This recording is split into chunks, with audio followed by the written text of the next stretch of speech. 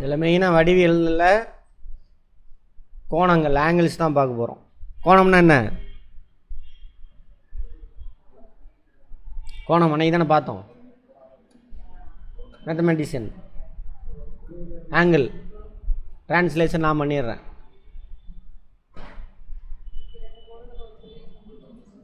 Very good. 2 கோடு ஒரு புள்ளியை சந்திக்குதுன்னு சொல்லலாம். அது ஒரு புள்ளியிலேருந்து 2 கோடு போகுது. ஓகேவா? அப்போ அந்த 2 கோட்டுக்கு நடுவில் எவ்வளோ கேப் இருக்குது? 2 இணையான கோடுகள் எங்கேயுமே சந்திக்காது. அப்போ 2 கோட்டுக்கு நடுவில் கேப்பு எங்கே போய் எடுத்தாலும் ஒரே அளவு தான் இருக்கும். 1 மீட்டர்னால் 1 மீட்டர் தான். அன்றைக்கே பார்த்துருப்போம். அதே ஒரு புள்ளியிலேருந்து 2 கோடு போகுது. அல்லது இணையற்ற கோடா 2 ஒரு இடத்துல சந்திக்கும். சரியா? அந்த கோட்டுக்கு நடுவில் கேப் என்னாகும்? அந்த புள்ளியிலேருந்து டிஸ்டன்ஸ் அதிகமாக கோட்டுக்கு நடுவில் கேப் அதிகமாகிட்டே போகும். அதை கண்டுபிடிக்கணும். ட்ரிக்னாமெட்ரி அப்படின்னு பார்த்துருப்போம், படிச்சிருப்பீங்க. +1 +2 தானே இருக்கும் அது. ஆமாம், அந்த மாதிரி 10th இருக்கா? சரி, ரைட். ட்ரிக்னாமெட்ரி. அப்போ இந்த 2 கோட்டுக்கு நடுவில் எவ்வளவு கோணம் இருக்குது, அந்த கோணத்தை வச்சு என்ன பண்ணலாம்? இவ்வளோ தூரம் தள்ளி போயிட்டோம், இவ்வளோ ஆங்கிள் இருக்குது அந்த கோட்டுக்கு நடுவில் அப்படின்னாக்கா 2 கோட்டுக்கு நடுவில் கேப் இந்த புள்ளியில் எவ்வளோ இருக்கும்? 0.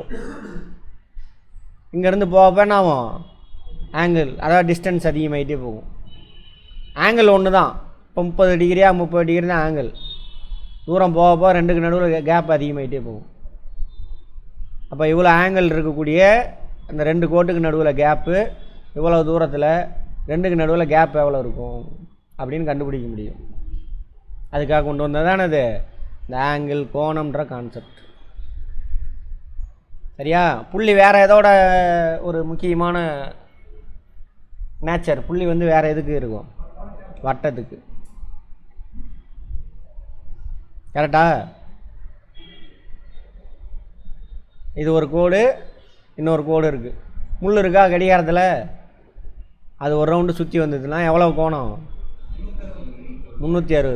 அப்போ கோணத்தோட மொத்த அளவே எவ்வளவு? 0லேருந்து 360. அவ்வளோதான். வட்டங்கிறது என்னது? 2 டைமென்ஷன். 3 டைமென்ஷன் என்னது? பால், உருண்டை. உருளை கிடையாது, உருண்டை. ஸ்பியர் இங்கிலீஷில். பால் இருக்குல்ல, 3D, உயரத்தணும். அன்றைக்கி பார்த்துருப்போம். அன்றைக்கி பார்த்தோம்ல, அது இன்னும் நம்ம சால்வ் பண்ணலையா? இன்றைக்கி சால்வ் பண்ணலாம். எல்லாம் சால்வ் பண்ணிட்டு வந்துட்டீங்களா? சரி. இது ஒரு கோடு. அது பேர் என்னம்மா? அந்த ஜாமெண்ட்ரி பாக்ஸில் இருக்குமே ஆங்கிள் குறிக்கிறது, ப்ரொடெக்டரா? பாகை மானி. பாகை அப்படின்னா கோணம் தான் பாகை. பாகை மானி. இங்கிலீஷில் ப்ரொடெக்டரா? ப்ரொடெக்டர். அதில் பார்த்தா தெரியும். இது 90 டிகிரி. இங்கே 0 இருக்கும், அது 90 டிகிரி காட்டும். நடுவில் ஆங்கிள் கோடெல்லாம் இருக்கும். ஓகேவா?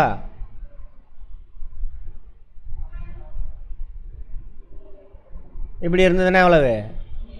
90 + 90 எவ்வளவு? 180 டிகிரி.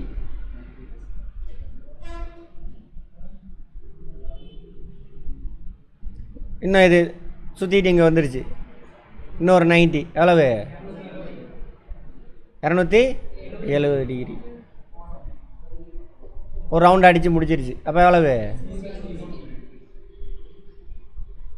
அவ்வளோதான். அதை புரிஞ்சு வச்சுக்கோங்க. இதை வச்சு தான் கேள்வியே. இதை புரிஞ்சால் எல்லாம் வேலை முடிஞ்சு போச்சு. ரொம்ப சிம்பிளாக தான் கேட்பான்.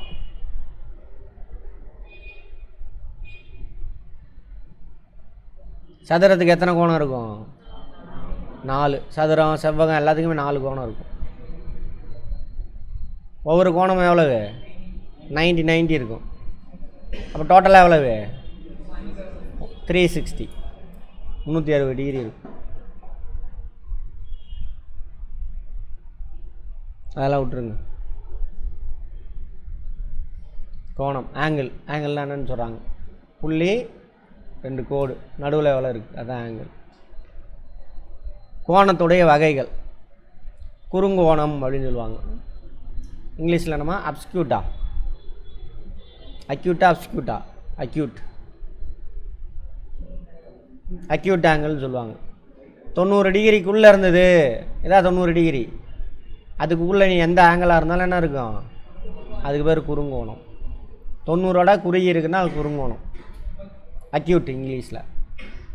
செங்கோணம் 90 டிகிரியில் இருந்தானது செங்கோணம், இங்கிலீஷில் ரைட் ஆங்கிள். விரிகோணம் இதுதான் அப்ஸ்கியூட். அப்ஸ்டியூஸா ஸ்பெல்லிங் கரெக்டாமா, அப்ஸ்டியூஸ் தானா. விரிகோணம் 90 டிகிரிக்கு மேலே போயிடுச்சு. 90 டிகிரிலேருந்து 180க்கு முன்னாடி வரைக்கும், 180க்கு முன்னாடி 90 டிகிரிக்கு மேலே 180க்குள்ளே அந்த அதுக்கு பேர் என்னது, அப்டியூஸ்.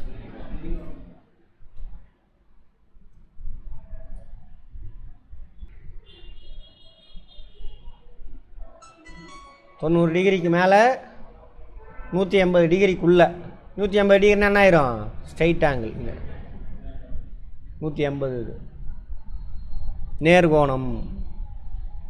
அது 90 டிகிரிக்குள்ள முன்னாடி போயிடுச்சு, தாண்டிடுச்சு.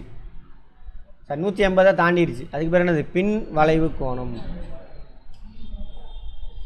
அதை தாண்டி இது நேராகிடுச்சு, அதுக்கு மேலே என்ன ஆயிடுச்சு, பின் வளைவு. இந்த பக்கம் வளைஞ்சிட்டு திரும்ப 360க்கு முன்னாடி வரைக்கும். 360 கம்ப்ளீட் ஆயிடுச்சுன்னா என்ன அர்த்தம், டோட்டலாக கம்ப்ளீட் ஆயிடுச்சுன்னு அர்த்தம். முழு கோணம். முழு கோணங்கிறது எவ்வளவு, 360 டிகிரி. அடுத்தது அதோட கேரட் நிரப்பு கோணம் இப்படி கொடுத்துட்டான்,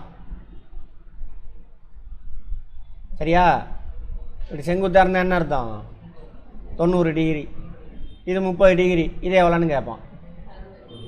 இது 90ல் 30 போச்சுன்னா இது எவ்வளவு, 60 டிகிரி. அவ்வளோதான் மிகை நிரப்பு கோணம். அது பேரெல்லாம் கூட விட்டுருங்க, கான்செப்ட் புரிஞ்சா சரி. இப்படி இருந்தால் எத்தனை டிகிரி, 360. சரி 180 180. இப்போ இங்கே 110ன்னு வச்சுக்கோங்க, இது எவ்வளோவா இருக்கும், 70. அவ்வளோதான். கஷ்டமா இல்லை. இது 45, அப்போ இது எவ்வளவு, 180ல் 45 போனால் எவ்வளவு, அவ்வளோதான். ஓகேவா. அங்கே பாருங்கள், இது கதை அம்சான் இருக்க மாதிரி இருக்கும், பயப்பட தேவையில்லை. இது ஸ்ட்ரெயிட் கோடாக வச்சுக்கோங்க, 180 டிகிரி டோட்டல். இப்போ இது 100 டிகிரினா இது என்னவா இருக்கும், 80 டிகிரி.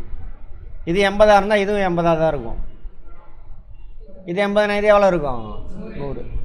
ஆப்போசிட் எப்பயுமே ஒரே ஆங்கிள் இதாக இருக்கும்.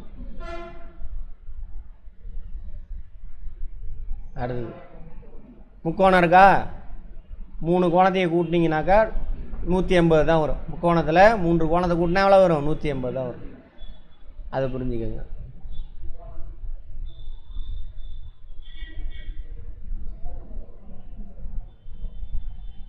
முக்கோணத்தோட வகைகள், சமபக்க முக்கோணம், எல்லா பக்கம் ஒரே லென்த்தாக இருக்கும். இரு சமபக்க முக்கோணம் இங்கிலீஷில் பார்க்கணுமா, சமபக்கம். சமபக்கத்துக்கு இங்கிலீஷில் என்னமா, ஈக்விலேட்டர். ஈக்வின்னு அர்த்தம், சமம்னு அர்த்தம். Isosceles triangle. ஐசோனா ஒரே மாதிரி, 2 பக்கம் ஒரு மாதிரி இருக்கும், ஒரு பக்கம் வேறு மாதிரி இருக்கும். 2 பக்கம் லென்த்து ஒரே அளவு, இன்னொன்று வேறையாக இருக்கும். 3 வேறு வேறு, எல்லா சைடும் வேறு வேறையாக இருக்கும். அந்த மாதிரி அதெல்லாம் வேண்டாம், விட்டுருங்க நமக்கு. ரைட், இப்போ இதை சால்வ் பண்ணுங்கள்.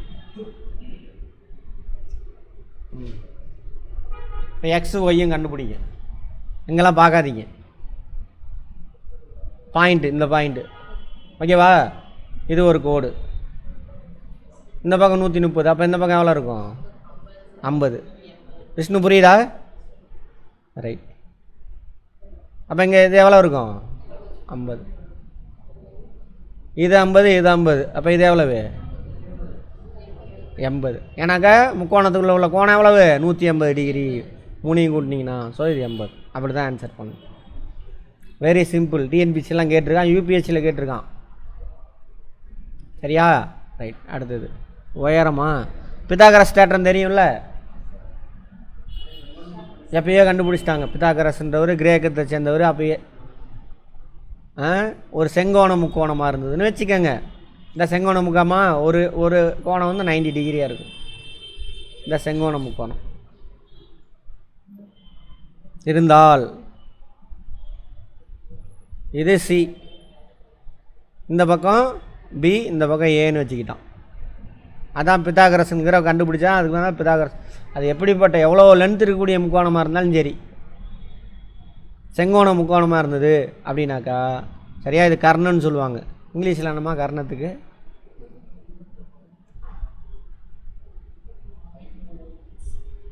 ஹைப்போட்டனஸா?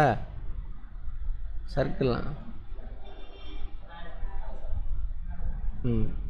ஹைப்போட்டனஸ். கர்ணம்னா இது அடிப்பக்கம், இது ஹைட்டு. முக்கோணத்தினுடைய பரப்பு கண்டுபிடிப்போம்ல, அதான் பி ஆஃப் பிஹெச். பரப்பு கண்டுபிடிக்கிறது நமக்கு இருக்கா? இது ஆப்போசிட். அந்த குறுக்கு போட்டோம்னா என்னது? டயகனலா? குறுக்கு. குறுக்குல ரைட். இது பேர் ஹைப்போட்டனஸ்மாங்க. அது எவ்வளோ பெரிய முக்கோணமாக இருந்தாலும், செங்கோண முக்கோணமாக இருந்தால் சரியா, இந்த பக்கத்தோட ஸ்கொயரு ப்ளஸ் இந்த பக்கத்தோட ஸ்கொயர் சரியா, A square plus B square equal to C square. இது ரெண்டையும் ஸ்கொயர் பண்ணி கூட்டிக்கங்க. அதோட வேல்யூவும் இது இருக்கு இல்லையா, ஹைப்போட்டனஸ் கர்ணம், அதோட லென்த்தை ஸ்கொயர் பண்ணிங்கனாக்கா ஈக்குவலாக இருக்கும் அப்படின்னு சொல்கிறாங்க. இது 2000 வருஷத்துக்கு முன்னாடியே ஒரு ஆள் கண்டுபிடிச்சி சொல்லிட்டான். ஓகேவா? இது ரூல். லானா என்ன இருக்கும்? கட்டாயம் நடக்கும் அப்படின்னு அர்த்தம். சயின்ஸில் அரசியலமைப்பு சட்டத்தில் அது வேறு சட்டம், அது வேறு. கட்டாயம் ஃபாலோ பண்ணுங்கிறது லா சரியா. இங்கே விதி அதே லா, ரூல்ஸு, பிரின்சிபிள் எப்படி வேணாலும் வச்சுக்கோங்க. எங்கள் சயின்ஸில் கட்டாயம் அது நடக்கும். அதாவது இப்போ எக்ஸாம்பிள் பார்ப்போமா? ஹைட்டு 2 மீட்ரு, பேஸு 3 மீட்ரு அப்படின்னு வச்சுக்கோங்க. அப்போது 2 metre square into 3 metre square equal to x. அப்படின்னா என்னது? இதோட லென்த்து 4 இன்ட்டு 9 ஈக்குவல் டு எவ்வளவு? கரெக்டு தானே? 3 9 சரி, ப்ளஸ் பண்ணணும், இன்ட்டு போடக்கூடாது, ப்ளஸ் 13.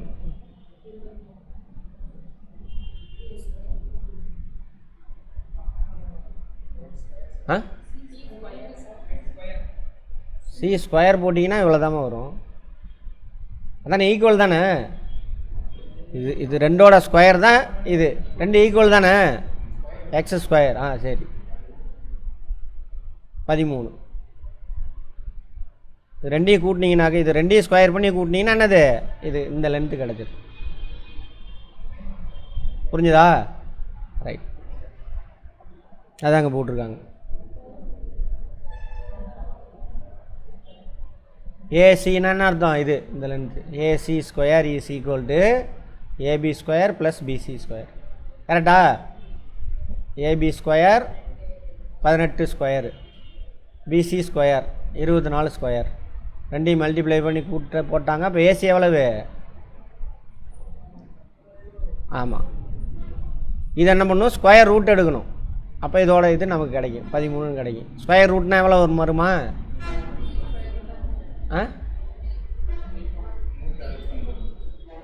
9. ஆமாம் 3 பாயிண்ட் சம்திங் வரும். நான் 3 12 இல்லை ரைட்டு 3 நான் அங்கே 16. ஆமாம் 3 பாயிண்ட் சம்திங் வரும் இதோட லென்த்து. இதோட லென்த்து 2 சென்டிமீட்டராக இருந்து அல்லது 2 மீட்டராக இருக்குது. இதோட 3 மீட்டராக இருக்குனாக்கா என்ன இருக்கும்? இது 3 பாயிண்ட் சம்திங் வரும். ஓகேவா? எப்படி கண்டுபிடிக்கிறதுனா அப்புறம் பேசிக்குவோம். ரைட், இதை மட்டும் நீங்கள் பார்த்துக்கோங்க. அடுத்து சர்க்கிள். சர்க்கிளில் ஆங்கிள் கட்டாயம் இருக்குமா? ஆமாம். இதில் முக்கியமானது மட்டும் ரேடியஸ். அப்படின்னா என்ன அர்த்தம்? மையப்புள்ளியிலேருந்து அதோட சுற்றுவட்ட பாதை எவ்வளோ லென்த் இருக்குது. ரேடியஸ் எங்கே வேணாலும் நீங்கள் எடுக்கலாம். ஒரே அளவு இருந்தால் தானே அதுக்கு பேர் ஸ்பியர், வட்டம் அப்படின்னு பார்த்துருப்போம். கார்டு அதெல்லாம் நமக்கு தேவையில்லை. அதே மாதிரி டயாமீட்டர்னா என்ன அர்த்தம்? சுற்றுவட்ட பாதையிலேருந்து ஒரு எண்டுலேருந்து இன்னொரு எண்டுக்கு மையத்தின் வெளியே போகணும். இது கிடையாது, இது டயாமீட்டர் கிடையாது, இதுவும் டயாமீட்டர் கிடையாது. ஓகேவா? ரைட். அப்போ 2R 2R R + R diameter. தமிழில் என்னது அதுக்கு பேர்? விட்டம். இதில் வந்து கேள்வி யூபிஎஸ்சிலே இதில் கேட்டிருந்தான் அந்த கேள்வி. இப்போ கடைசியாக குரூப் போனால் குரூப் 2 கூட வந்துருந்தது விட்டம்.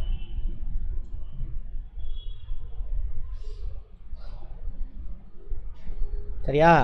ரைட். டேஞ்சன் அதெல்லாம் தேவையில்ல, விட்டுருங்க. எக்ஸசைஸ் சால்வ் பண்ணிவிட்டு வாங்க.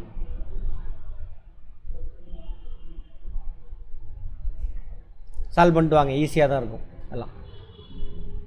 அடுத்து பார்க்கலாமா?